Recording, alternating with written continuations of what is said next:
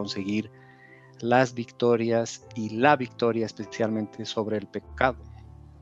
Hemos visto la semana pasada que el cristiano ha sido liberado del poder de la ley para servir a Cristo. Y la vieja naturaleza del cristiano, el hombre antiguo, el hombre viejo, está en guerra constante con la nueva vida en Cristo, porque aún seguimos en este cuerpo que es mortal, ¿no es cierto? Todavía seguimos en este cuerpo que tiene que morir y que es mortal. Por lo tanto, hay una confrontación, hay una tensión diaria, constante, entre la vieja naturaleza y la nueva naturaleza que está en Cristo. Entonces, la victoria sobre el pecado se obtiene mediante la obediencia y la fe en el Cristo resucitado, ¿no? Esa sería digamos, la idea central o la clave para poder tener victoria a lo largo de nuestra vida. Entonces, es muy fácil de decirlo en una frase, pero es bien complicado de ejecutarlo, ¿no es cierto? Porque el cristiano, hermanos, debe dejarse guiar por el Espíritu Santo y a veces no lo hace. A veces apaga al Espíritu Santo, a veces lo deja de lado, a veces no le hace caso y empezamos a fallar y a pecar y a caer en áreas donde no deberíamos hacerlo porque tenemos una nueva naturaleza capaz de hacer caso y de ser guiadas dócilmente por el Espíritu Santo y no así, hermanos, por los deseos carnales. Entonces, lo que vamos a ver esta mañana, la idea central de lo que vamos a ver esta mañana es, hermanos, la siguiente. Nuestra unión con Cristo nos ha liberado del poder de la ley para que sirvamos a Dios por medio del poder del Espíritu. Esa es la idea central de lo que vamos a ver hoy en la mañana, en el estudio de esta mañana. Y repito una vez más, es que nuestra unión con Cristo nos ha liberado del poder de la ley para que sirvamos a Dios por medio del poder del Espíritu. Y nuestro texto de estudio, nuestro texto base es el libro de Romanos, capítulo 7, desde el versículo 1 hasta el 25. Entonces, por favor, vayamos a Romanos 7, Romanos capítulo 7, versículo 1 al 25. Y dice la palabra así. ¿Acaso ignoráis, hermanos, pues hablo con los que conocen la ley, que la ley se enseñorea del hombre entre tanto que éste vive? Porque la mujer casada está sujeta por la ley al marido mientras éste vive. Pero si el marido muere, ella queda libre de la ley del marido. Así que si en vida del marido se uniere a otro varón, será llamada adúltera. Pero si su marido muere, es libre de esta ley. De tal manera que si se uniere a otro marido, no será adúltera. Así también vosotros, hermanos míos, habéis muerto a la ley mediante el cuerpo de Cristo, para que seáis de otro, del que resucitó de los muertos, a fin de que llevemos fruto para Dios. Porque mientras estábamos en la carne, las pasiones pecaminosas que eran por la ley obraban en nuestros miembros, llevando fruto para muerte. Pero ahora estamos libres de la ley por haber muerto para aquella en que estábamos sujetos, de modo que sirvamos bajo el régimen nuevo del Espíritu y no bajo el régimen viejo de la letra. ¿Qué diremos pues? ¿La ley es pecado? En ninguna manera. Pero yo no conocía el pecado sino por la ley, porque tampoco conociera la codicia si la ley no dijera no codiciarás. Mas el pecado, tomando ocasión por el mandamiento, produjo en mí toda codicia. Porque sin la ley el pecado está muerto. Y yo sin la ley vivía en un tiempo, pero venido el mandamiento, el pecado revivió y yo morí. Y hallé que el mismo mandamiento que era para vida, a mí me resultó para muerte. Porque el pecado, tomando ocasión por el mandamiento, me engañó y por él me mató. De manera que la ley a la verdad es santa y el mandamiento santo, justo y bueno. Luego lo que es bueno, ¿vino a ser muerte para mí? En ninguna manera, sino que el pecado, para mostrarse pecado, produjo en mí la muerte por medio de lo que es bueno, a fin de que por el mandamiento el pecado llegase a ser sobremanera pecaminoso. ¿Por qué sabemos que la ley es espiritual? Perdón, porque sabemos que la ley es espiritual, mas yo soy carnal, vendido al pecado. Porque lo que hago no lo entiendo, pues no hago lo que quiero, sino lo que aborrezco, eso hago. Y si lo que no quiero, esto hago, apruebo que la ley es buena. De manera que ya no soy yo quien hace aquello, sino el pecado que mora en mí. Y yo sé que en mí, esto es en mi carne, no mora el bien, porque el querer el bien está en mí, pero no el hacerlo.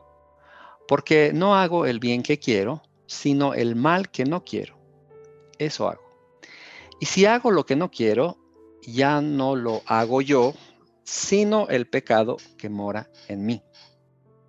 Así que, queriendo yo hacer el bien, hallo esta ley, que el mal está en mí.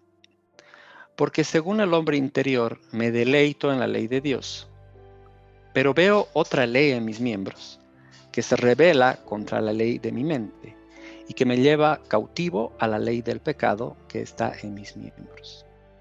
Miserable de mí, ¿quién me librará de este cuerpo de muerte? Gracias doy a Dios por Jesucristo, Señor nuestro. Así que yo mismo con la mente sirvo a la ley de Dios, mas con la carne a la ley del pecado. Clarísimo, ¿no, hermanos? Sí. Bien. Sin duda, Pablo escribe un texto muy importante que merece mucha atención, mucha lectura, mucho análisis sin lugar a dudas. Y de vuelta, hermanos, no vamos a pretender entender absolutamente todo en la primera leída que le demos. Obviamente necesitamos estudiar muchas más veces y hacer análisis de estos textos. Y vamos a ir sacando ideas globales o ideas centrales y ideas un poco más específicas para que nuestra discusión sea más entendible, ¿no? Nuestro estudio sea más entendible. De todo este texto que hemos leído, hermanos, el capítulo 7 del libro de Romanos, la idea central, digamos, la idea más importante, es la siguiente: que nuestra unión con Cristo nos ha librado o liberado del poder de la ley. Esa es la idea central de todo lo que hemos leído, que nuestra unión, la unión que tenemos con Cristo al haber sido justificados en Él, nos ha librado del poder de la ley. ¿Ok? Entonces, en los versículos del 1 al 6, Romanos 7 del 1 al 6, vemos que nuestra unión con Cristo nos ha liberado del poder legal de la ley. Entonces vamos a volver a leer para entender y captar esta idea, que nuestra unión con Cristo nos ha liberado del poder legal de la ley. ¿Dónde dice eso? Leamos una vez más Romanos 7 del 1 al 6. ¿Algún hermano o hermana, por favor, que me pueda ayudar con la lectura de los versículos 1 al 6? Gracias.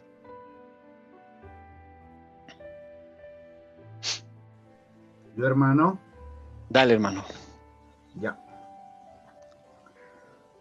¿Acaso ignoráis, hermanos, pues hablo con los que conocen la ley, que la ley se enseñorea del hombre entre tanto que éste vive? Porque la mujer casada está sujeta por la ley al marido mientras éste vive. Pero si el marido muere, ella queda libre de la ley del marido. Así que, si en vida del marido se uniere a otro varón, será llamada adúltera. Pero si su marido muere, es libre de esa ley. Muriere. De tal manera que si se uniere a otro marido, no será adúltera. Así también vosotros, hermanos míos, habéis muerto a la ley mediante el cuerpo de Cristo, para que seáis de otro, del que resucitó de los muertos, a fin de que llevemos fruto para Dios. Porque mientras estábamos en la carne, las pasiones pecaminosas que eran por la ley obraban en nuestros miembros llevando fruto para muerte. Pero ahora estamos libres de la ley, por haber muerto para aquella en que estábamos sujetos, de modo que sirvamos bajo el régimen nuevo del Espíritu y no bajo el régimen viejo de la letra. Ok, gracias hermano. Entonces, claramente los versículos que hemos leído y que el hermano ha leído, en especial el 6, hace énfasis y muestra claramente que nuestra unión con Cristo nos ha liberado del poder legal de la ley, ¿no es cierto? Esa es una primera idea que sacamos esta mañana y la anotamos en nuestro cuaderno, ¿no? Del capítulo 7 de Romanos. La segunda idea, hermanos, que vamos a sacar esta mañana de estos versículos que hemos leído es que nuestra unión con Cristo nos ha dado una nueva capacidad para obedecer y para agradar a Dios. Es decir, el cristiano ya puede obedecer, ya puede servir a Dios, ya puede agradar a Dios, porque ya tiene una nueva naturaleza capaz de hacer el bien. Porque antes de esto, antes de que ocurriera esto, lo único que podíamos hacer era pecar. Lo único que podíamos hacer es estar vendidos a la esclavitud del pecado y por consecuencia pecar y pecar y pecar y ser una máquina constante de pecado en el tiempo. Esa era nuestra única capacidad, hermano. Pero ahora, en nuestra unión con Cristo, ya no podemos ni debemos servir a esa antigua naturaleza, a esa antigua vida, ¿no?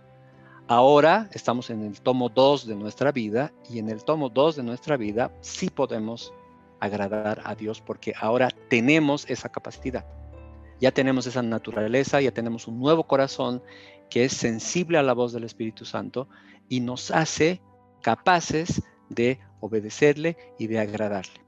¿Dónde dice eso? Hemos leído los versículos del 7 al 25 y vamos a volver a leer del 7 al 25 con esta explicación. Adelante, hermano, por favor. ¿Qué diremos, pues?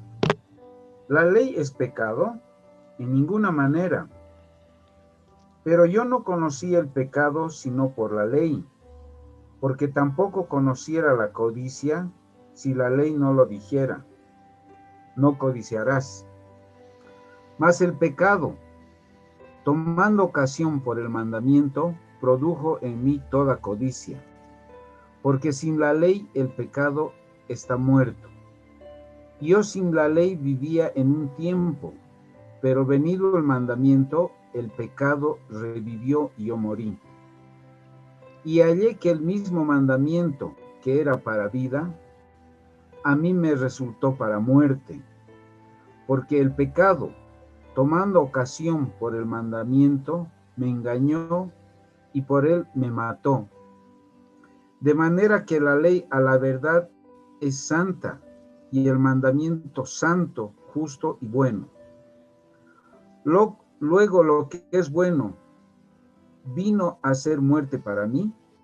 En ninguna manera, sino que el pecado, para mostrarse pecado, produjo en mí la muerte por medio de lo que es bueno, a fin de que por el mandamiento el pecado llegase a ser sobremanera pecaminoso.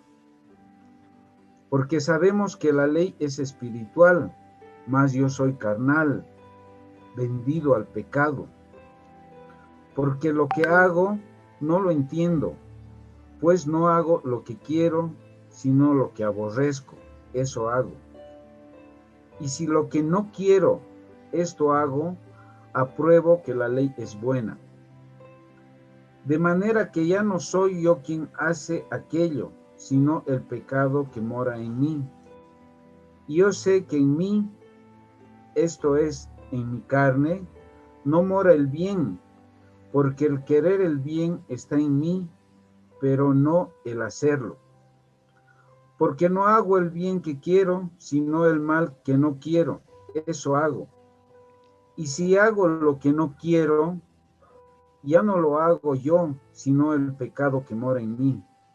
Así que, queriendo yo hacer el bien, hallo esta ley, que el mal está en mí.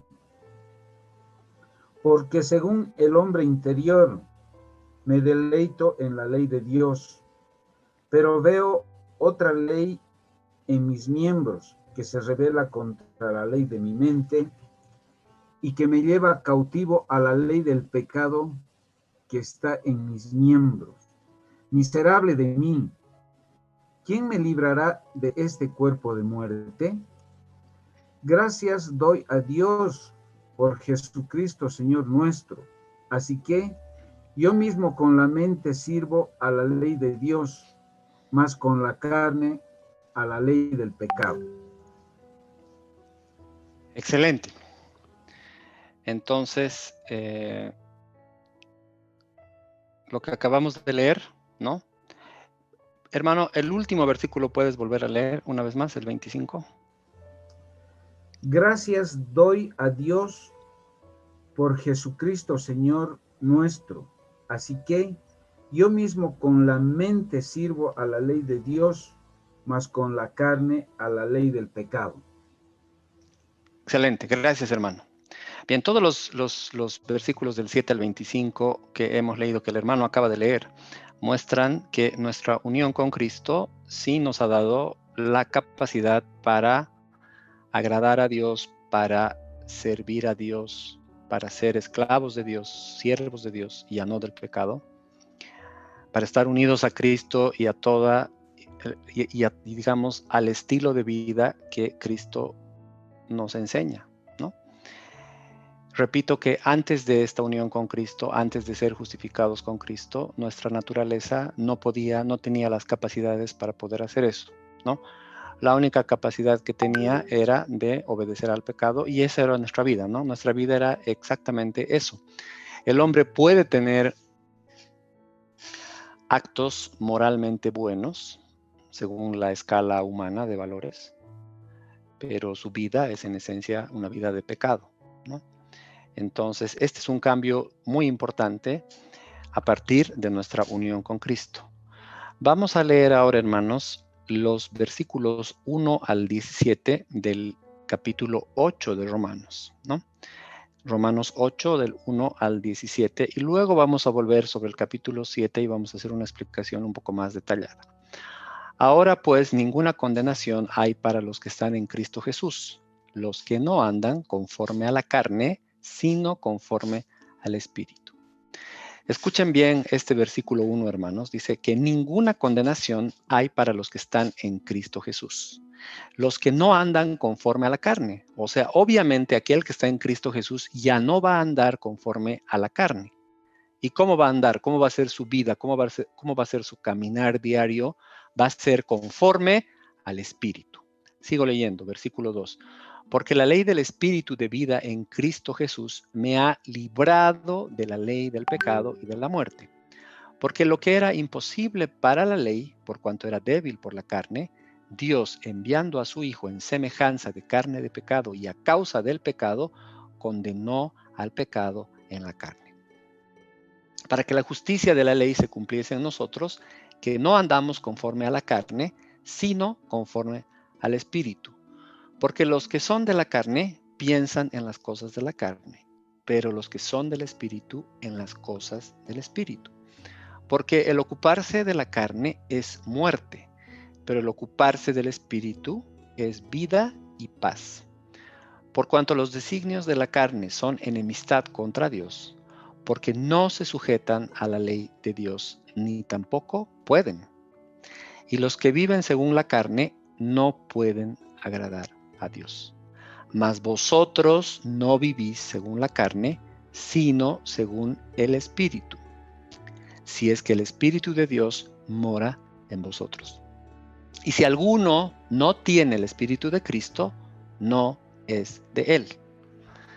Pero si Cristo está en vosotros, el cuerpo en verdad está muerto a causa del pecado, mas el espíritu vive a causa de la justicia. Y si el espíritu de aquel que levantó de los muertos a Jesús mora en vosotros, el que levantó de los muertos a Cristo Jesús vivificará también vuestros cuerpos mortales por su espíritu que mora en vosotros. Así que, hermanos, deudores somos, no a la carne, para que vivamos conforme a la carne. Porque si vivís conforme a la carne, moriréis. Mas si por el espíritu hacéis morir las obras de la carne, viviréis.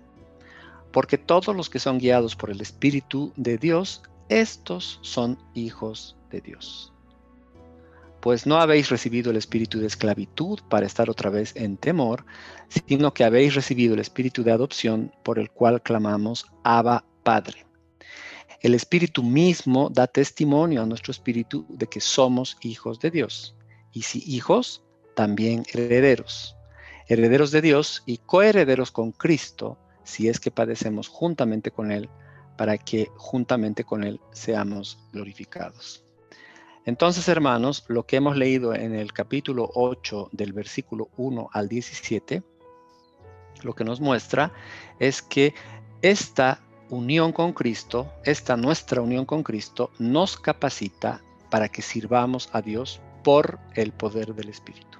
Entonces, sí podemos servir a Dios, sí podemos caminar en obediencia, sí podemos caminar en santidad, sí podemos tener una vida de obediencia, porque el Espíritu Santo que mora en nosotros nos da ese poder y nos capacita para poder llevar esa vida. Esa es la idea central del capítulo 8, desde el versículo 1 al 17. Y otras ideas que se desprenden de esto que acabo de decir es que, y lo vamos a leer otra vez del versículo 1 al 4, es que nuestra unión con Cristo nos capacita para servir a Dios. ¿Por qué? Porque hemos sido liberados de la condenación.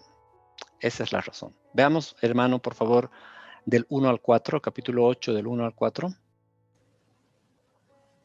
Vamos a leer una vez más. Pues, ninguna condenación hay para los que están en Cristo Jesús, los que no andan conforme a la carne, sino conforme al Espíritu.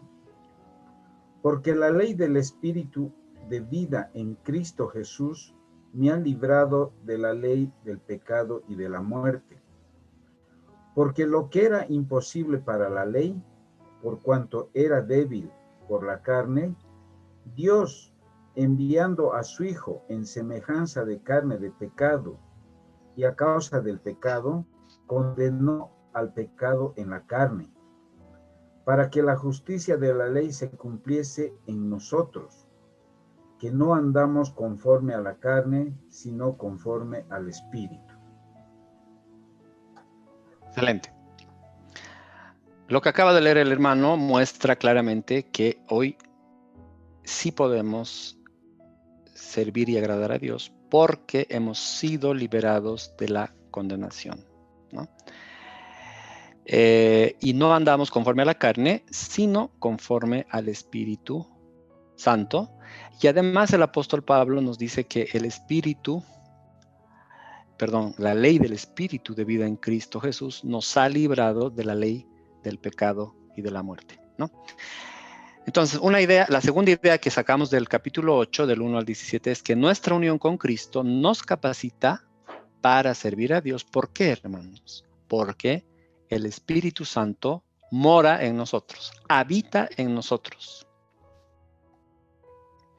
¿Y esto dónde encontramos? Esto encontramos en los versículos 5 al 9 del capítulo 8. Volvemos a leer entonces del 5 al 9. Por favor, hermano. Porque los que son de la carne piensan en las cosas de la carne, pero los que son del Espíritu en las cosas del Espíritu. Porque el ocuparse de la carne es muerte, pero el ocuparse del Espíritu es vida y paz. Por cuanto los designios de la carne son enemistad contra Dios, porque no se sujetan a la ley de Dios, ni tampoco pueden. Y los que viven según la carne no pueden agradar a Dios. Mas vosotros no vivís según la carne, sino según el Espíritu, si es que el Espíritu de Dios mora en vosotros. Y si alguno no tiene el Espíritu de Cristo, no es de él. Pero Ok, si Cristo está en vosotros, el hasta, cuerpo en verdad está muerto a causa del pecado, mas el Espíritu vive a causa de la justicia. está bien, gracias hermano. Ya, Excelente. Entonces, estas líneas que acaba de leer el hermano nos muestra que el Espíritu Santo habita en nosotros. Y como el Espíritu Santo habita en nosotros, nosotros sí podemos servir a Dios. Sí podemos y estamos capacitados para obedecerle. Sí podemos caminar en santidad y sí podemos dejar de obedecer al pecado. Porque ahora el Espíritu Santo mora en nosotros, nos da dirección, nos guía, nos sensibiliza respecto a la palabra y a lo que Dios quiere de nosotros, y además que nosotros tenemos ya una nueva naturaleza. Por eso dice, aquel que no tiene el Espíritu de Cristo no es de él. O sea, esto no es para todos, hermano. Esto no es para todos. O sea, el hombre en general, la humanidad en general, no puede hacer esto, porque no toda la humanidad tiene el Espíritu de Cristo, ¿no? El Espíritu de Cristo es la diferencia, es la señal de que esa persona que tiene el Espíritu de Cristo sí ha sido librada del poder de la muerte y del pecado y sí puede agradar a Dios, porque tiene una nueva naturaleza y tiene una nueva dirección, por llamar de alguna manera, que es el Espíritu Santo morando en él. Hermanos, quiero hacer una pregunta. ¿Hasta aquí estamos bien? ¿Estamos en la misma página? ¿Estamos entendiendo lo que estamos hablando? ¿Sí o no? Sí, sí, hermano. Perfecto. Excelente. Sí, Muy está bien. Todo bien. Bien, gracias hermanos. Excelente. Tercera idea del capítulo 8. Tercera idea del capítulo 8. Nuestra unión con Cristo nos capacita para servir a Dios, porque además, como cristianos, tenemos la certeza y la plenitud, la certeza de la plenitud y dirección del Espíritu en nosotros. Tenemos esa convicción, tenemos esa certeza de que tenemos la dirección y la plenitud del Espíritu en nosotros, ¿no? Y esto lo vemos en los versículos del 10 al 17. Por favor, hermano, del 10 al 17. pero si Cristo está en vosotros, el cuerpo en verdad está muerto a causa del pecado, mas el Espíritu vive a causa de la justicia.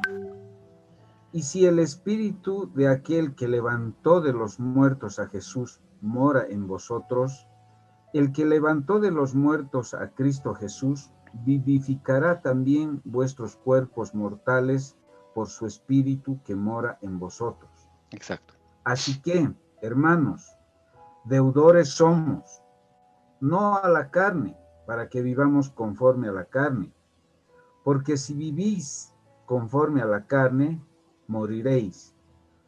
Mas si por el Espíritu hacéis morir las obras de la carne, viviréis. Porque todos los que son guiados por el Espíritu de Dios, estos son hijos de Dios. Pues no habéis recibido el espíritu de esclavitud para estar otra vez en temor, sino que habéis recibido el espíritu de adopción, por el cual clamamos, Abba, Padre. El Espíritu mismo da testimonio a nuestro espíritu de que somos hijos de Dios. Y si hijos, también herederos, herederos de Dios y coherederos con Cristo, si es que padecemos juntamente con Él, para que juntamente con Él seamos glorificados. Excelente. Gracias, hermano. Entonces, claramente tenemos la capacidad para servir a Dios porque tenemos la guía, tenemos la dirección del Espíritu Santo que mora en nosotros. Eso es lo que dice Pablo en otras palabras. Y si no tenemos el Espíritu de Dios, no somos de Él, hermanos. Si nuestra vida no ha cambiado, y seguimos viviendo a la antigua naturaleza, seguimos viviendo el tomo 1, entonces claramente no somos de Él. Porque no tenemos esas capacidades, no tenemos esa vida de obediencia, no tenemos esos frutos de arrepentimiento y no tenemos la dirección del Espíritu, ¿no? Pablo está hablando eso a la gente, está diciendo, por favor, chequeen esto, hagamos esta prueba y chequeemos cómo estamos viviendo, porque el cristiano sí puede obedecer, sí puede agradar, sí puede caminar en santidad, sí puede vivir una vida plena en el Espíritu de Dios. Ahora la pregunta es, ¿por qué seguimos pecando? Si tenemos capacidades, si tenemos una guía, si tenemos el Espíritu Santo morando en nosotros, ¿por qué seguimos pecando? ¿Cuál es la razón? Porque en nuestra carne todavía habita el pecado. Sí, esa es la razón. Porque aún estamos metidos en este cuerpo. Y este cuerpo no ha sido restaurado, todavía este cuerpo está mal, ¿no es cierto? Tiene que morir. Esa es la razón. Por eso es que el apóstol Pablo dice que en el hombre, nacido de nuevo, en el cristiano, hay una tensión interna, ¿no? El espíritu queriendo hacer las cosas del espíritu y la carne queriendo hacer las cosas de la carne. Entonces hay esta tensión cada día en nuestras vidas, por eso es que tenemos que estar atentos a la palabra, atentos a nuestros devocionales, atentos a nuestras oraciones, atentos a nuestros estudios, porque mientras más alimentamos la carne va a tener más frutos, y mientras más alimentamos el espíritu, más vamos a hacer las cosas del espíritu, ¿no? Es interesante hacer una lista de las cosas que hacemos en el día a día, qué cosas hacemos, qué cosas nos gusta hacer, ¿no? Y anotar en una hoja. Y subrayar las que ayudan al espíritu y subrayar las que solamente son demandas de la carne, ¿no? Y ver cuánto de nuestro tiempo estamos invirtiendo en la carne y cuánto de nuestro tiempo estamos invirtiendo en el espíritu. Hagan esa lista y reflexionen con los resultados que sale, ¿no? No se pongan todo lo que hacen, ¿no? Lavarse los dientes, todo. Ver Netflix, por ejemplo. ¿Qué estará alimentando? O ver YouTube, ¿no? Depende de lo que estás viendo en YouTube, pero haz esa lista. Conclusión, entonces, de lo que hemos leído es que aunque el cristiano tiene la capacidad para servir a Dios,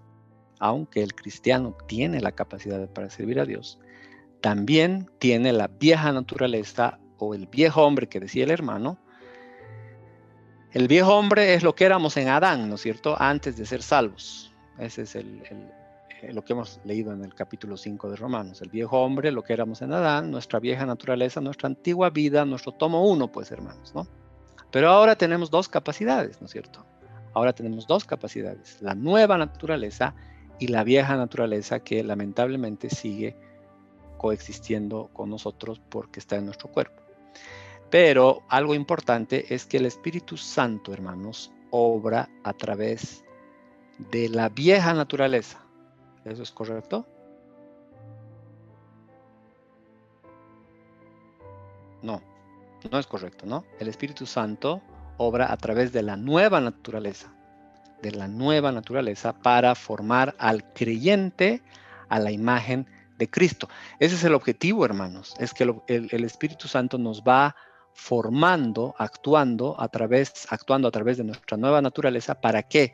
Para hacernos cada vez más semejantes a la imagen de Cristo, ¿no? Entonces, solo por la fe, nosotros, cristianos, nos podemos someter a la guía del Espíritu Santo. Solo por la fe, hermanos. Y todo es obra de Dios. Nada es obra de nosotros. Porque Él nos da la fe, Él nos da el nuevo espíritu, Él nos da las capacidades, Él nos da la guía, Él nos da las pautas, Él nos da la palabra para que nosotros obedezcamos, y Él nos da las capacidades para que caminemos en santidad. Por lo tanto, el Espíritu Santo obra a través de la palabra de Dios para producir santidad en tu vida y en la mía. Es obra del Espíritu Santo, hermanos. El Espíritu Santo obra a través de ¿qué? De la palabra de Dios para producir santidad en nuestras vidas.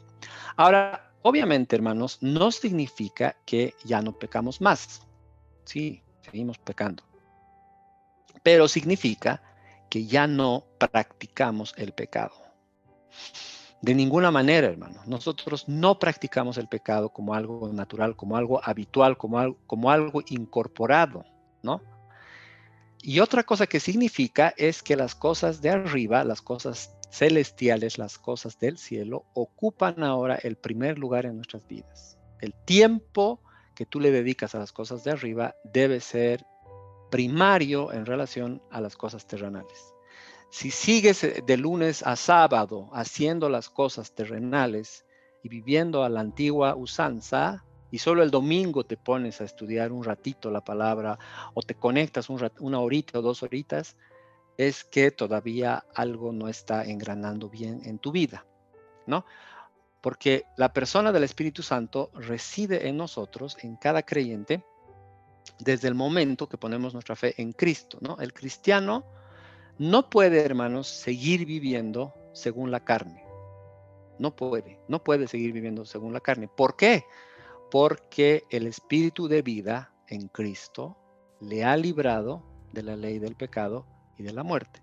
Eso dice Romanos 8, versículo 2. Por esa razón, hermanos, es que no podemos seguir viviendo a la antigua. No podemos. Debemos revisar eso en nuestras vidas. Cuando un creyente peca, eventualmente peca, no pierde su salvación, no la pierde. ¿Por qué? Porque hemos puesto nuestra fe en Cristo y la obra redentora de Cristo es eterna. Por eso es que no perdemos nuestra salvación, porque la obra redentora en la cruz es eterna y por lo tanto hemos sido hechos hijos de Dios. Y si hemos sido hechos hijos de Dios, esa posición es irreversible. El Padre no pierde hijos, no pierde hijos. Entonces, si hemos sido hechos hijos de Dios, esa posición es irreversible. Por lo tanto, aquel cristiano que peca no puede perder su salvación. Esto es una consecuencia lógica de todo lo que hemos visto en los capítulos 6, 7 y parte del 8. El cristiano no pierde su salvación. Vamos a volver a leer desde el 14 al 17. Por favor, hermano. Romanos 8, 14 al 17. Para reforzar esto que acabo de decir.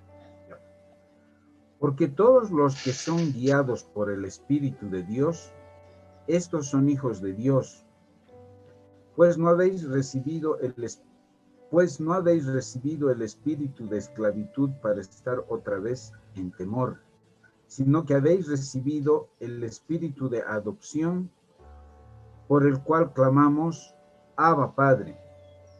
El Espíritu mismo da testimonio a nuestro espíritu de que somos hijos de Dios, y si hijos, también herederos, herederos de Dios y coherederos con Cristo, si es que padecemos juntamente con Él, para que juntamente con Él seamos glorificados. Excelente. Dice el versículo 17, y si hijos, también herederos. O sea, si eres hijo, eres heredero.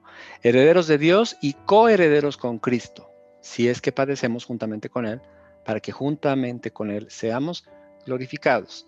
Entonces, en esencia, no hay posibilidades de perder la salvación por cometer un pecado, ¿no? Lo que sí el apóstol te dice es que tu vida tiene que ser una vida de obediencia y de santidad. No puede ser una vida, insisto una vez más, de acuerdo al tomo 1.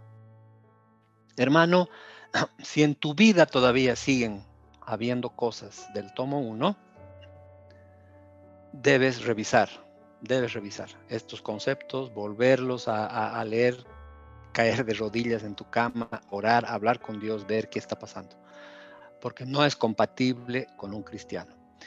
Entonces volvemos al capítulo 7 otra vez, hermano. Hasta acá hemos sacado las ideas centrales, ¿no? Del texto de la mañana. Desde el 7 hemos leído el capítulo 7 hasta Romanos 8, 17. Pero volvemos al capítulo 7. Y en el capítulo 7, versículo 1, el apóstol comienza con una pregunta. Dice, ¿acaso ignoráis, hermanos, que la ley se enseñorea del hombre entre tanto éste vive. El verbo que utiliza el apóstol Pablo, enseñorearse, es exactamente el mismo que es empleado por Marcos 10:42. La frase está exactamente con el mismo verbo, Marcos 10:42, cuando dice: los que son tenidos por gobernantes de las naciones se enseñorean de ellas. Es exactamente la misma palabra, y que indica la autoridad imperiosa o el señorío de la ley sobre los que están sujetos a ella, o sea, sobre los que están sujetos a esa ley.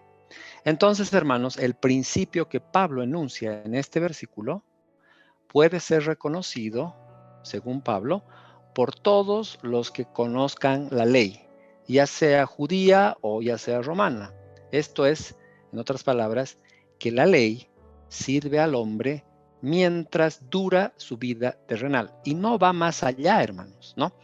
Entonces, el ejemplo que utiliza Pablo para esto, para explicar esto con más profundidad y con más claridad, es el ejemplo del matrimonio, ¿no? Hace un ejemplo del matrimonio contraído por dos personas hasta que la muerte los separe. Por el modo en que Pablo aplica este ejemplo y este principio, se presupone una extensión de él, es decir, que una ley acerca de un compromiso entre dos personas es valedera solo mientras ambas personas estén vivas, ¿ok? Mientras ambas personas estén vivas. Ahora, hermanos, en el caso de morir una persona, la ley deja de ser efectiva, ¿no? La ley deja de ser efectiva. Por ejemplo, en el matrimonio, cuando uno de los dos esposos muere, el otro, el que ha quedado vivo, tiene libertad para casarse de nuevo, ¿no es cierto? Tiene libertad para casarse de nuevo. El versículo 2 y el versículo 3 dice: porque la mujer casada está sujeta a la ley, está sujeta por la ley al marido mientras éste vive. Pero si el marido muere, ¿qué pasa? Ella queda libre de la ley del marido. Así que si en vida del marido se uniere a otro varón, ¿qué pasa si en vida del marido se uniere a otro varón? Será llamada adúltera, pues. ¿Por qué? Porque el marido sigue vivo. Pero si su marido muriere, ¿qué pasa? Es libre de esa ley. De tal manera que si se une a otro esposo, a otro marido, no será adúltera, ¿no es cierto? Entonces, en un caso del ejemplo, una mujer casada vive con otro hombre e incurre en adulterio porque el marido sigue vivo. En el otro caso, en el segundo caso, se une con otro hombre y no es adúltera. ¿Por qué? Porque el marido se ha muerto. ¿A qué se debe la diferencia? ¿Por qué es adúltera en un caso y no es en el otro? La respuesta es muy sencilla, como lo pone Pablo en este ejemplo. Solo es legítimo el segundo matrimonio si el primero terminó con la muerte, ¿no es cierto? ¿Por qué? Porque la muerte ha librado a la mujer de la ley que determinaba su compromiso anterior con el marido anterior. Y como éste murió, le permite de esta manera volver a casarse. ¿Se entiende la ilustración? Sí. Perfecto. Sí.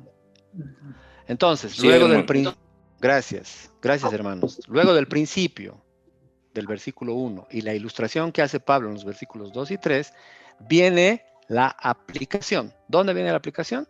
En los versículos 4 y 6. Estoy en el capítulo 7 otra vez, por si acaso. Estamos volviendo a repasar el 7.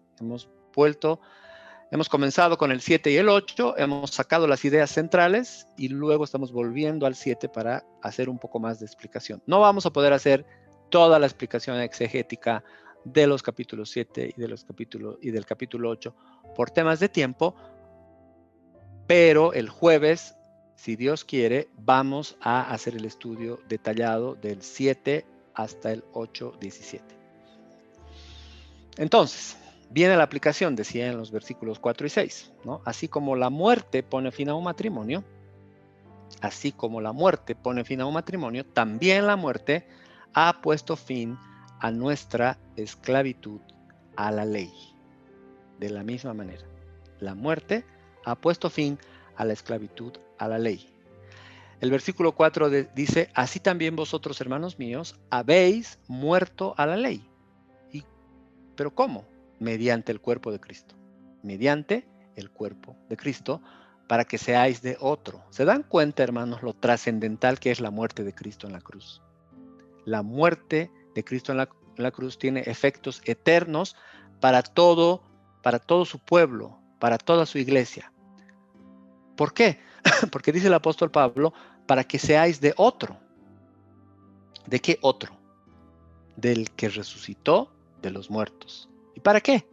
A fin de que llevemos fruto para Dios. O sea, todo es en Cristo, hermanos.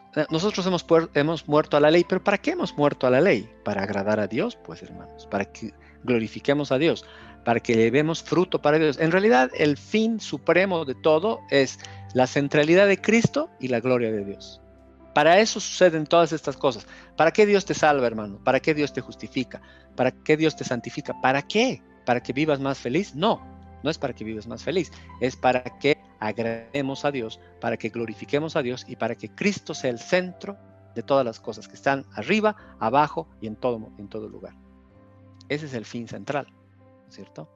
Entonces, fue el cuerpo de Cristo el que murió en la cruz, pero nosotros hemos participado de su muerte. ¿Por qué hemos participado de su muerte, hermanos? Porque tenemos unión espiritual con Cristo por medio de la fe. Entonces, al estar unidos con Cristo por medio de la fe, nosotros también hemos participado de su muerte. Por eso dice la Biblia, hemos muerto mediante el cuerpo de Cristo. ¿Se entiende, hermanos? Y puesto que hemos muerto, entonces estamos o quedamos definitivamente fuera del terreno donde la ley ejerce ese dominio. Quedamos fuera del alcance de la ley. Quedamos absolutamente fuera del alcance y dominio de esa ley. La severa pena del pecado prescrita por esa ley ha sido cumplida, perfectamente cumplida, pero no por mí ni por ti, sino por Cristo en nuestro lugar, en reemplazo nuestro. ¿No es cierto? Por Cristo en lugar nuestro, en reemplazo nuestro. O por nosotros, pero en Cristo. O sea, sí hemos cumplido, pero no nosotros, ¿no? Sí, nosotros en Cristo. Por lo tanto, ya que la muerte de Cristo ha cumplido todas las exigencias de la ley plenamente, la muerte de Cristo, hermanos, ha cumplido todas las exigencias que el Padre demandaba y la ley demandaba. Nosotros ya no estamos bajo la ley. Hemos quedado al margen del dominio de esa ley, sino ahora estamos bajo la gracia. Por eso la Biblia dice que ya no estamos bajo la ley, sino bajo la gracia. Esa frase, hermano, que has escuchado en tu vida tantas veces, no, hermano, ya no estamos bajo la ley, ahora estamos bajo la gracia, es esto que acabamos de explicar, que acabamos de leer. Esa es la explicación de ya no estamos bajo la ley, sino bajo la gracia, porque hemos muerto en Cristo al régimen de la vieja ley. Y ahora tenemos que seguir obedeciendo. Claro que sí, hermano, con más fuerza, con más razón, porque estamos bajo la gracia y nos debemos a quien ahora nos gobierna. ¿Se entiende, hermanos, hasta aquí? Sí. Excelente. Excelente, hermanos. Eso significa que ya no estamos bajo la ley, sino bajo la gracia. En el matrimonio, la muerte de un esposo permite que su cónyuge para volverse a casar. En la vida cristiana, nuestra propia muerte en Cristo nos deja libres para volvernos a casar. Antes estábamos casados con la ley y con el viejo estilo, digamos, con el modelo anterior. Casarnos, claro, nos deja libres para volvernos a casar, pero con Cristo, con Él, con Cristo. Hemos muerto a la ley que antes se enseñoreaba de nosotros. Claro, la ley que nos mostraba el pecado se enseñoreaba de nosotros, pero ahora quedamos libres para unirnos a Cristo, con quien no solo morimos en Cristo, sino también resucitamos en Cristo. ¿Para qué? Vuelvo a repetir, ¿para qué cosas nos pasa todo esto? ¿Para que vivamos felices en Walt Disney? No.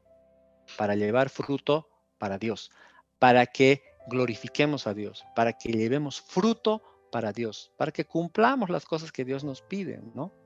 En la vida antigua, ¿cuál era el fruto que teníamos? En la vida antigua, en el tomo 1, ¿cuál era el fruto que tiene el tomo 1 de todos nosotros? ¿Cuál es el fruto? Muerte. Muerte. El fruto que llevábamos era muerte. Exactamente, muerte. Versículo 5, ¿no? En la vida nueva llevamos fruto para Dios. Esa es la diferencia. Entonces, el apóstol Pablo lo que va explicando en estos versículos es que hasta aquí se ha hecho evidente que llegar a ser cristiano, implica, hermanos, un cambio total de relación y un cambio total de lealtades. Nuestra lealtad antes era para el pecado, hoy nuestra lealtad es para con Dios. Entonces, al final del capítulo 6, ya el anterior domingo, se pusieron en contraste dos esclavitudes, ¿no es cierto? La esclavitud que teníamos antes con el pecado y la esclavitud con Dios. Aquí se compara la posición del cristiano con dos matrimonios. Deshecho el primero por la muerte, se permite la realización del segundo matrimonio. Claro que sí. Estábamos casados, por así decirlo, con la ley, por dar un ejemplo. No estábamos casados con la ley. ¿Por qué? Porque nuestra obligación era obedecerla, ¿no? Nuestra obligación de obedecerla era tan estricta como ese compromiso que teníamos con la ley. Pero ahora quedamos libres para casarnos con Cristo. Ahora, hermanos, pónganse a pensar en esto. Si nuestra obligación de la ley era obedecerla, y si no hubiera muerto Cristo por nosotros, ¿nos hubiéramos salvado? No. No. ¿Por qué? Porque nadie es capaz de obedecer la ley. Entonces, gracias a Dios que no estamos bajo la ley, sino bajo la gracia, porque si siguiéramos bajo el régimen de la ley, tendríamos que obedecer la ley al pie de la letra. Y nadie es capaz de obedecer la ley al pie de la letra, por lo tanto, nuestro estado sería de condenación. Pero como estamos libres ahora de la ley, estamos libres para casarnos ¿con quién? ¿Con el que nos da la gana? No, con Cristo. Entonces, estamos libres ahora para obedecer la palabra, para obedecer a Cristo. De este modo, el apóstol Pablo se ilustra, en este caso, mediante la metáfora del matrimonio que hace, la realidad, la intimidad de nuestra unión con Cristo, la nueva dimensión que tenemos con Cristo y las lealtades. El cambio de lealtades en el tomo 1 y en el tomo 2. Hay un cambio de relaciones y hay un cambio de lealtades. En el versículo 4, Pablo pone en contraste entonces los dos matrimonios y los resultados. Y en los versículos 5 y 6 muestra el contraste y la relación de cada uno de ellos con la ley, ¿no? En el versículo 5 se refiere a nuestra vida anterior a la conversión. Por eso dice, mientras estábamos en la carne, porque está hablando de nuestra vida anterior. Pero en el versículo 6 de Romanos 7, en el versículo 6 se refiere a nuestra nueva vida. Por eso dice, pero ahora en tu vida, en tu tomo 2, valga el ejemplo una vez más. En la vida vieja, nuestras pasiones pecaminosas fueron despertadas por la ley. Otra vez, en la vida vieja, nuestras pasiones pecaminosas fueron despertadas por la ley. ¿Pero qué? Entonces, ¿la ley estaba hecha para despertar mis pasiones pecaminosas? Sí, exactamente sí. Fueron despertadas para mostrar tus pasiones. Perdón, la ley fue puesta para despertar tus pasiones pecaminosas. ¿Y qué? ¿Qué hacen esas pasiones? Nos conducen a la muerte, pues. Nos conducen a la muerte. Pero ¿cómo puede ser que la ley... ¿Pero acaso no la ley no es buena? ¿La ley no es buena? Claro, la ley es buena. Pero me estás diciendo que me está despertando mis pasiones pecaminosas. Interesante pregunta, ¿no? Pablo también responde esto, hermanos. Y claro que le hacen estas preguntas a Pablo. Y él las responde. Dice Pablo, pero ahora hemos muerto con respecto a la ley que nos tenía bajo su poder. Vamos a volver a este punto y vamos a responder con más claridad. Observemos entonces, hermanos, en el versículo 5, ¿no?, que el apóstol Pablo utiliza palabras con ideas afines, ¿no? Con ideas afines. ¿Cuáles son las palabras que utiliza? Carne, pecado, ley, muerte. Carne, pecado, ley y muerte. Estas son las palabras correlacionadas o afines. Nuestras pasiones pecaminosas tienen su origen en la carne. Ojo con eso. Nuestras pasiones pecaminosas tienen su origen en la carne. Son despertadas por la ley y conducen a la muerte.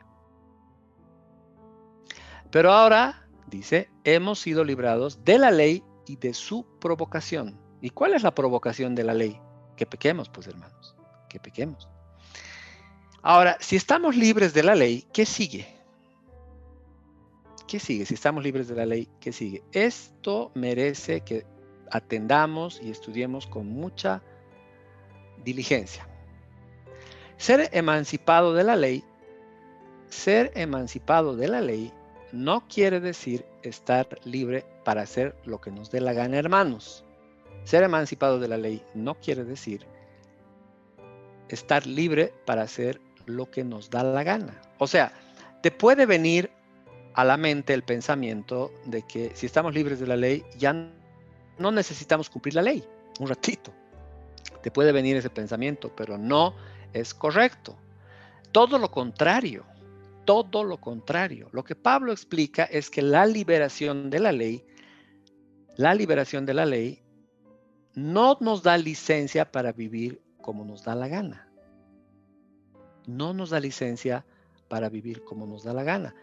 Porque pasamos a servir a otro. Somos esclavos de otro. ¿Estamos libres de la ley? Sí. Estamos libres de la ley, ¿pero para qué? Para servir a otro que está en los cielos. No para pecar. Y si para servir a otro que está en los cielos, entonces tenemos que andar en santidad y obediencia a quien rendimos cuentas. Por lo tanto, hermanos, el estar libre de la ley no quiere decir vivir como te da la gana. Más bien debemos estar concentrados en lo nuevo, en lo que el Espíritu requiere. Este es el contraste entre el viejo pacto y el nuevo, entre la ley y el Evangelio. Ese es el mismo ejemplo o el mismo estudio que se ve en 2 Corintios 3:6. No sé si alguien, mientras yo voy explicando, puede ir buscando 2 Corintios 3:6. Y luego cuando lo tenga, me dice, ya lo tengo. ¿Ya? Ya entonces, dale, hermano, por favor. ¿Leo? Dale, hermano, por favor, lee. Ya. El cual asimismo nos hizo ministros competentes de un nuevo pacto, no de la letra, sino del espíritu, porque la letra mata, mas el espíritu vivifica. Excelente. Bien. El viejo entonces era letra, ¿no? Un código externo, grabado en piedras, algo exterior a nosotros. En cambio, el nuevo pacto, el Evangelio, es espíritu. ¿Por qué es espíritu? Porque el Espíritu Santo, hermanos, graba la ley de Dios en nuestros corazones. Y sabemos al tiro cuando estamos haciendo algo malo, porque el Espíritu nos da esa señal, nos dice, oh, oye, un ratito, lo que estás haciendo no está correcto. Y sabemos como cristianos cuando estamos haciendo malas cosas, hermano. Sabemos, no necesitamos ir a la Biblia. Ah, había estado mal lo que he hecho. No, tú sabes que está mal. Yo sé lo que está mal. ¿Por qué sabemos? Porque el Espíritu Santo mora en nosotros y nos ha grabado en nuestros corazones lo que es bueno y lo que agrada a Dios y lo que no. Esta es nuestra nueva servidumbre, ¿no? Y este es el contraste que hace Pablo en Romanos, ¿no? Entonces, es bueno hacerse esta pregunta. Una vez más, ¿es obligatoria la ley para el cristiano? A ver, piensen en lo que van a responder. Si les he dicho que ya no estamos bajo la ley, sino bajo la gracia, ¿es obligatoria la ley para el cristiano? ¿Sí o no? Sí. ¿Qué dicen los abogados?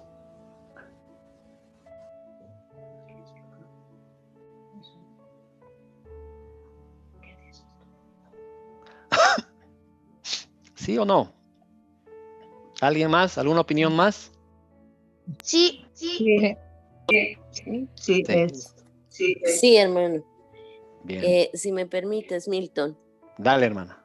cuando tú preguntas que si es obligatoria la ley para el cristiano, sí, caminamos bajo la ley, pero no somos condenados bajo la ley. Es decir, cumplimos la ley, pero bajo la gracia. Exactamente. No Excelente bajo tu la misma respuesta. condenación.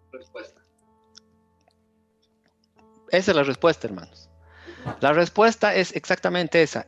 O sea, la respuesta sería sí y no, ¿no? Sí y no. No en cuanto a nuestra aceptación con Dios. Nuestra aceptación con Dios ya no depende de ella. O sea, ya no depende de la ley, porque nosotros somos aceptos en Dios por medio de la redención en Cristo. O sea, ya no es por medio de la ley. Entonces, ¿por qué? Porque en su muerte Cristo cumplió perfectamente todas las exigencias de esa ley. Cristo cumplió perfectamente de punta a punta todas las exigencias de la ley, de modo que como este cumplimiento en Cristo se nos aplica a nosotros también, que somos hijos de Dios, somos librados de ella. O sea, si somos librados de ella, ya no tiene derecho sobre nosotros, ¿no es cierto? Ya no tiene derecho sobre nosotros porque ya no es nuestro Señor. Pero sí, la respuesta es sí, en cuanto a nuestro modo de vivir. En nuestro modo de vivir, porque no podemos vivir como nos da la gana. ¿Por qué no podemos vivir como nos da la gana? Porque todavía servimos. Porque todavía servimos. ¿A quién? A Dios, pues, hermanos. Nosotros servimos a Dios, por lo tanto, no podemos vivir como nos da la gana. Aunque somos librados de la ley, por la motivación y nuestro servicio debemos caminar en obediencia y en santidad. No porque la ley sea nuestro amo, no porque ya no es nuestro amo, ¿no es cierto? ¿Por qué servimos a Dios? No porque la ley sea nuestro amo y tengamos la obligación de hacerlo, no, sino porque Cristo es nuestro marido y queremos hacerlo. Porque somos iglesia, somos su iglesia, estamos casadas con Cristo y queremos hacerlo. Por eso tenemos que seguir caminando rectamente. No porque la obediencia a la ley nos conduzca a la salvación, no por eso, sino porque la salvación, al revés, conduce a la obediencia a la ley. ¡Wow! O sea, no porque la obediencia de la ley nos haga salvos, no. Porque somos salvos, obedecemos la ley. Al revés. Ahora, porque somos salvos, porque somos hijos de Dios, porque vivimos en un nuevo pacto con Él, estamos en Él, por eso obedecemos la ley. La ley dice, haz esto y vivirás. En cambio, el Evangelio dice, tú vives, entonces haz esto. ¿Se entiende la diferencia? La ley dice, haz esto y vivirás. En cambio, el Evangelio dice, tú ya vives, ya eres vivo, ya estás vivo, ya tienes vida eterna. Entonces, haz esto. Entonces, la motivación cambia, ¿no, hermano? La motivación cambia. ¿Cómo servimos? No en lo viejo de la letra, sino en lo nuevo del Espíritu. Eso es lo que has leído, hermano, en Corintios 2 hace un ratito, ¿no? Entonces, en el nuevo espíritu, es decir, no por obediencia a un código externo, a unas leyes externas, sino por la entrega a un espíritu. Eso es lo que el otro día decía Armando, ¿no? Armando justamente estaba diciendo estas cosas. ¿Qué significa ser guiados por el espíritu? ¿Qué significa andar en el espíritu? ¿Qué significa que el espíritu vive en nosotros? ¿No? ¿Está Armando conectado aquí? No estoy viendo. Está de viaje. Ah, ok, perfecto. Bueno, él me acordaba que él estaba dando esa opinión, esa explicación. Pero estamos bien hasta aquí, hermanos, ¿sí o no? Muy bien. Sí. Perfectamente. Excelente, hermanos. Pucha, no saben la alegría que me da escuchar eso, porque realmente el tratar de explicar Romanos es un desafío, ¿no? Es un desafío para todos. Para mí es un desafío tremendo. Entonces, cada que les pregunto y ustedes me dicen que estamos en la misma página, se me dibuja una sonrisa en la cara. Entonces, seguimos. Todavía, como cristianos, como creyentes, somos esclavos. Claro, somos esclavos de la vida cristiana, del servicio a Dios, de caminar en santidad, de caminar en obediencia, de hacer las cosas correctamente, ¿no? ¿De qué? De servir a Cristo, ya no a la ley, ¿no es cierto? Es Cristo nuestro foco, la idea central de nuestras vidas. Nosotros servimos mediante el Espíritu a Cristo porque ya queremos estar con Él, queremos estar unidos por siempre a Él. Entonces la esencia de nuestra vida cristiana es servir al Cristo resucitado. Cuando escuchamos la palabra Cristo, cuando escuchamos la palabra Jesús, nuestro corazón se da vuelta, ¿no es cierto? Cambia, ¿no es cierto? Porque Él es todo para nosotros. Entonces, seguimos con lo que Pablo ha estado explicando. La ley es pecado, entonces, si decía que nos despierta al pecado, que nos conduce al pecado, que nos muestra el pecado, ¿la ley es pecado? ¿Sí o no? No. No. ¿Por qué no? Yo te digo, a ver, un ratito, dices que la ley me muestra el pecado, la ley me expone el pecado y la ley me provoca al pecado, hace que yo peque. Nunca se han puesto a pensar esos carteles que dicen, si aquí hay personas que fumaban antes, nunca les ha pasado ver un letrero que dice prohibido fumar, no tenían ganas de fumar, pero al ver el letrero prohibido fumar, ¿les ha dado ganas de fumar?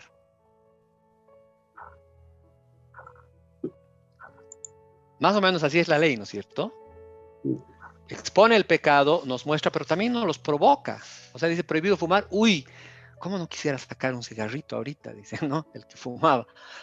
Entonces, sí, hermanos, es necesario que seamos librados de la ley a fin de que llevemos fruto para Dios. Claro, eso dice Pablo, ¿no es cierto? No implica esto que la ley es responsable de nuestra conducta pecaminosa. No, pues Pablo dice en ninguna manera, de una manera rotunda y clara, dice en ninguna manera. Y luego demuestra por qué la ley no es la culpable de eso, ¿no? En los versículos que siguen en la relación entre la ley y el pecado, dice, la ley no crea el pecado. ¿Por qué? Porque el pecado está en ti, en mí. Somos en esencia pecadores. Si tú eres pecador, entonces la culpa no es de la ley.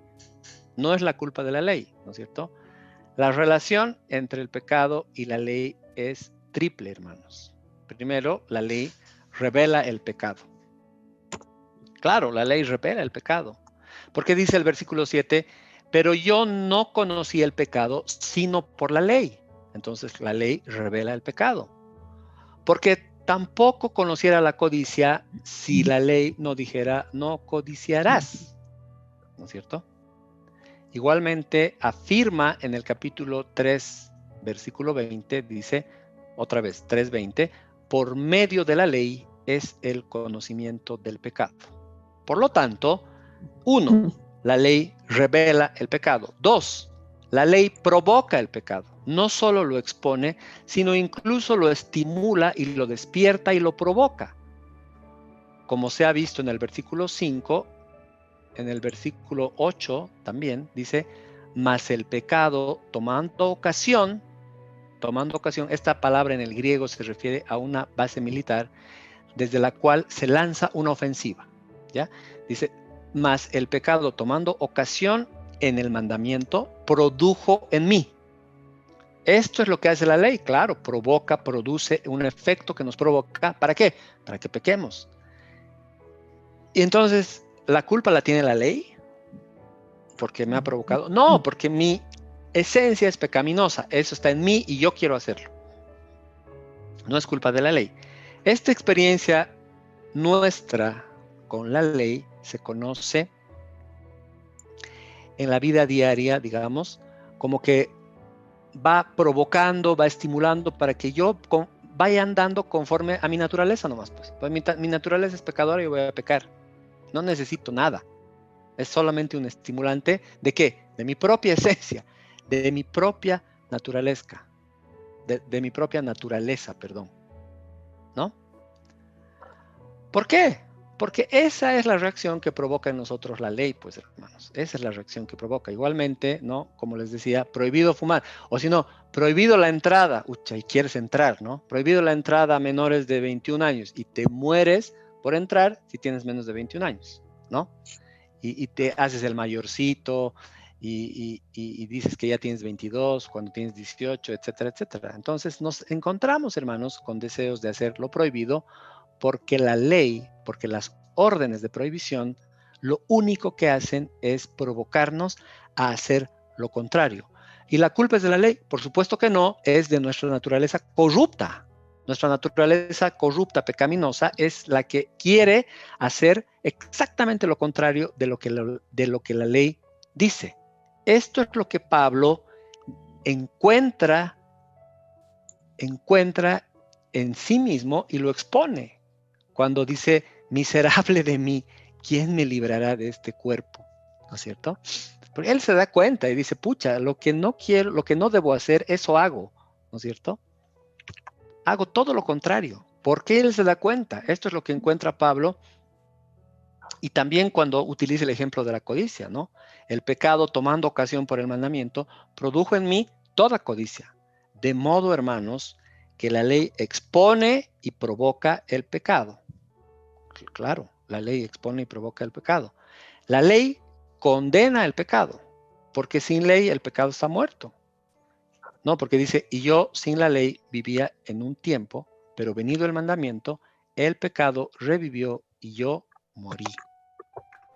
Entonces, la ley lo expone, la ley lo provoca, pero la ley no es culpable porque yo soy pecador. Mi naturaleza es la corrupta, ¿no es cierto? ¿Hasta aquí hay alguna pregunta? Sí.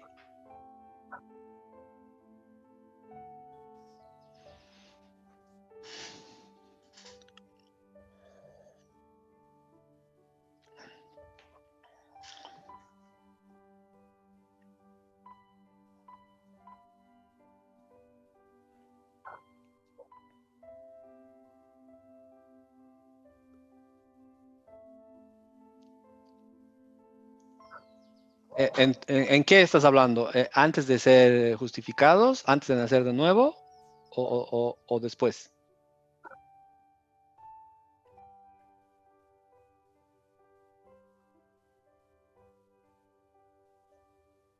No, claro, por supuesto. Porque ya en tu nueva naturaleza hay dos esencias, digamos. Hay dos tensiones. Hay dos voluntades. Una voluntad, que es la del espíritu, que se sujeta al espíritu y que quiere hacer lo correcto y que quiere hacer las cosas bien. Y la otra voluntad es la de la carne, la del cuerpo, que quiere seguir pecando. Por eso dice él que se da cuenta que en sus miembros hay otra ley, que en su espíritu hay una ley, pero que en sus miembros hay otra ley. O sea, son dos tensiones en las cuales vivimos tú y yo, pues hermano, ¿no es cierto? Por eso seguimos pecando.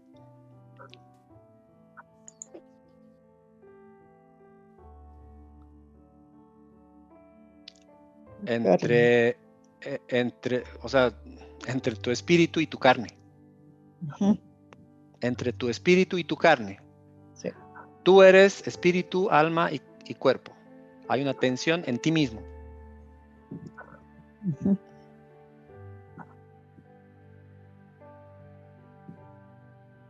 Entonces, estas son las tres consecuencias de la ley, pues. Revela el pecado, provoca el pecado y al mismo tiempo lo condena. Ajá, lo revela, lo provoca y lo condena. Pero en sí, la ley, hermanos, me voy a tomar 2 minutos más, por favor. Yo sé que están ya con hambre, pero es importante terminar este tema. Pero en sí, la ley no es pecaminosa en sí, ¿no? La ley no es pecaminosa. Ni tampoco hace pecar a los hombres, ¿no? Es el pecado, nuestra propia corrupción, nuestra propia naturaleza pecaminosa, aprovechándose de la ley, nos lleva a la ruina. Por eso en el versículo 12, Pablo dice, un ratito, la ley es santa y el mandamiento santo, justo y bueno. Así que no le echen la culpa a la ley. La ley lo único que está haciendo, está revelando la podredumbre que hay en nosotros, nada más. Entonces, la enseñanza de Pablo se sintetiza en la siguiente pregunta. ¿Qué diremos pues? ¿La ley es pecado? No, pues. Versículo 12 dice, la ley es santa y el mandamiento santo, justo y bueno. Entonces te hago esta, pero te hago esta pregunta. ¿La ley acarrea la muerte? ¿La ley acarrea la muerte?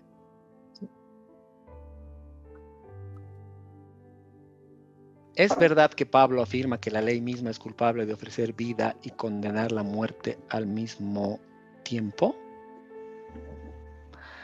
Ya, les voy a dejar con estas preguntas para que piensen y las contesten la siguiente vez que nos veamos, o sea, el jueves, si Dios quiere. Les voy a dejar con estas preguntas, ¿no? ¿La ley acarrea la muerte? ¿Es verdad que Pablo afirma que la ley misma es culpable de ofrecer vida y condenar a la muerte al mismo tiempo? ¿La ley, en otras palabras, tiene la culpa de que yo muera? Bien, hermanos, les dejo con estas preguntas para que piensen, estudien, refresquen otra vez lo que hemos hablado hoy día y la próxima vez que nos veamos, contestemos estas preguntas. Que Dios les bendiga, hermanos, grandemente. Gracias.